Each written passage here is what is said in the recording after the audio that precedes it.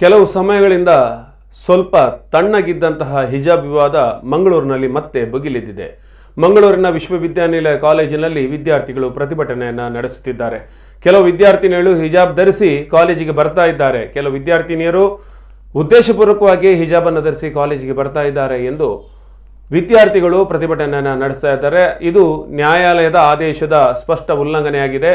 ಇದರ ವಿರುದ್ಧ ಕಾಲೇಜು ಆಡಳಿತ ಮಂಡಳಿ ಶೀಘ್ರ ಕ್ರಮ ಕೈಗೊಳ್ಳಬೇಕೆಂದು ವಿದ್ಯಾರ್ಥಿಗಳು ಆಗ್ರಹಿಸಿದ್ದಾರೆ. ಇದು ಮಂಗಳೂರಿನ ವಿಶ್ವವಿದ್ಯಾನಿಲಯ ಕಾಲೇಜಿನಲ್ಲಿ ನಡೆಯುತ್ತಿರುವಂತಹ ಪ್ರತಿಭಟನೆ.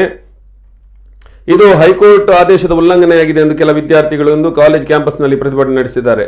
ಹೈಕೋರ್ಟ್ ಆದೇಶದ ಬಳಿಕವೂ ತರಗತಿಗೆ 40ಕ್ಕೂ ಅಧಿಕ ಮುಸ್ಲಿಂ ವಿದ್ಯಾರ್ಥಿನಿಯರು ಹಿಜಾಬ್ ಧರಿಸಿ ಆಗಮಿಸುತ್ತಿದ್ದಾರೆ ಎಂದು ವಿದ್ಯಾರ್ಥಿಗಳು ಆರೋಪಿಸಿದ್ದು, ಕಾಲೇಜ್ ಆಡಳಿತ ಮಂಡಳಿ ಮಾತ್ರ ಯಾವುದೇ ಕ್ರಮ ಜರುಗಿಸಲಿಲ್ಲ ಎಂದು ಆರೋಪಿಸಿದ್ದಾರೆ.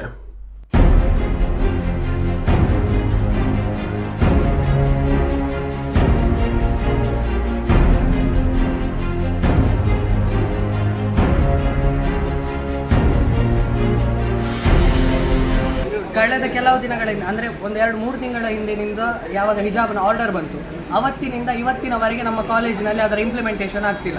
ಅದಕ್ಕೆ PTA ಮೀಟಿಂಗ್ ಕರೀತೇನೆ ಅಂತ ಹೇಳ್ತಾರೆ. ಅದಾದ ನಂತರ PTA ಮೀಟಿಂಗ್ನಲ್ಲಿ 9 ಜನ ಇರುವಂಥ ಪೇರೆಂಟ್ಸ್ನ ರೆಪ್ರೆಸೆಂಟೇಟಿವ್ಸ್ 9 ಜನ ಇದ್ದವರು ಕೂಡ ಅದರ ವಿರುದ್ಧವಾಗಿ ಏನು ಕಾಲೇಜ್ನಲ್ಲಿ ಪ್ರಾಸ್ಪೆಕ್ಟರ್ಸ್ನಲ್ಲಿ ಅವರಿಗೆ ಹಿಜಾಬ್ ಧರಿಸಲಿಕ್ಕೆ ಅವಕಾಶ ಇತ್ತು ಅದನ್ನು ತೆಗೆಸಾಕಬೇಕು ಅನ್ನುವ ರೀತಿಯಲ್ಲಿ ಮಾತನಾಡಿದರು. ಅದಕ್ಕೂ ಬೆಲೆ ಕೊಡದೆ ಮತ್ತೆ ಸಿಂಡಿಕೇಟ್ನ ಮೀಟಿಂಗ್ ಆಗಬೇಕು ಅಂತ ಹೇಳಿದರು. ಕಳೆದ 16ನೇ ತಾರೀಕು ಸಿಂಡಿಕೇಟ್ನ ಮೀಟಿಂಗ್ ಆಗಿ ಕ್ಲಿಯರ್ ಆಗಿ ಆರ್ಡರ್ ಬಂದಿದೆ.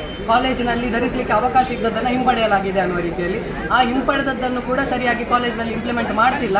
ಹಾಗಾಗಿ ಅದನ್ನು ವಿರೋಧಿಸಿ ನಾವು ಪ್ರತಿಭಟನೆಯನ್ನು ಮಾಡ್ತಾ ಇದ್ದೇವೆ. ಪ್ರತಿ ಮಾತಿಗೂ ನಾವು ವಿದ್ಯಾರ್ಥಿಗಳು ಏನೇ ಆಗ್ರಹವನ್ನು ಕೊಟ್ಟರು ಅದು ಹಂತ ಹಂತವಾಗಿ ನಡೀತದೆ ಅಂತ ಹೇಳ್ತಾ ಇದ್ದಾರೆ. ಈಗ ಎಷ್ಟು ಸ್ಟೂಡೆಂಟ್ಗಳು ಹಿಜಾಬ್ ಹಾಕೊಂಡು ಬರ್ತಾ ಇದ್ದಾರೆ? 44 ಜನ ಸ್ಟೂಡೆಂಟ್ಸ್ ಕಾಲೇಜಿನಲ್ಲಿ ಮುಸ್ಲಿಂ ವಿದ್ಯಾರ್ಥಿಗಳಿದ್ದಾರೆ. ಪ್ರತಿಯೊಬ್ಬರು ಕೂಡ ಕಾಲೇಜಿನಲ್ಲಿ ಹಿಜಾಬ್ ಅನ್ನು ಹಾಕೊಂಡು ಬರ್ತಾ ಇದ್ದಾರೆ. ಕೆಲವು ಲೆಕ್ಚರರ್ಸ್ಗಳು ಕೂಡ ಕಾಲೇಜಿನಲ್ಲಿ ಯಾವಾಗ ಸಿಂಡಿಕೇಟ್ನ ಆರ್ಡರ್ ಬಂತು ಅಂದರೆ ಕಳೆದ 16 ತಾರೀಕಿನವರೆಗೆ ಯಾವುದೇ ರೀತಿಯ ಮಾತನಾಡಿರಲಿಲ್ಲ. ಯಾವಾಗ ಆರ್ಡರ್ ಬಂತು ಹೈಕೋರ್ಟ್ನಿಂದ ಅಲ್ಲಿಂದ 16ನೇ ತಾರೀಕಿನವರೆಗೆ ಯಾವುದೇ ರೀತಿಯ ಮಾತುಗಳನ್ನು ಆಡ್ತಿರಲಿಲ್ಲ. ಅದಾದ ನಂತರ ಈಗ ನಿಮ್ಮ ಡಿಮ್ಯಾಂಡ್ ಏನು? ಅಂದರೆ ಈಗ ನಮ್ಮ ಡಿಮ್ಯಾಂಡ್ ಇರುವುದೇನು ಅಂತ ಹೇಳಿದರೆ ಆ ಏನು ಆರ್ಡರ್ ಇದೆ ಅದನ್ನು ಕ್ಲಿಯರ್ ಆಗಿ ಮಾಡಬೇಕು. ಪುನಃ ಇವತ್ತು ಕ್ಲಿಯರ್ ಮಾಡಿದರು. ಅದಾದ ನಂತರ ನಮ್ಮ ಮೇನ್ ಇದರಲ್ಲಿ ಇಂಟೆನ್ಷನ್ ಏನು ಅಂತ ಹೇಳಿದರೆ CDC ಮೀಟಿಂಗ್ ಕರಿಬೇಕು ಅಂತ ಹೇಳಿದರು.